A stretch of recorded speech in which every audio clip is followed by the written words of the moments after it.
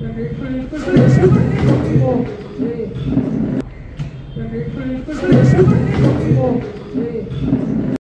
ಪತ್ರಿಕಾಗೋಷ್ಠಿಯ ಉದ್ದೇಶ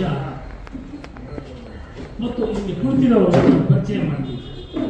ಡಾಕ್ಟರ್ ಅಶ್ವಥ್ ಅಂತ್ಯಾಜ ರಾಜ್ಯಾಧ್ಯಕ್ಷರು, AR ಸ್ವಾಮೀಜಿಗಳನ್ನು ಬೆಳಕು ಚೆಲ್ಲುವ ಕೆಲವು ಪಾಯಿಂಟ್ಸ್ಗಳನ್ನು ಹೇಳಿದ್ಮೇಲೆ ಇನ್ನು ಎಲ್ಲ ಸ್ನೇಹಿತರು ಡಾಕ್ಟರ್ ಅಂತ್ಯಾಜ ಅವರು ಮಾತಾಡ್ತಾರೆ.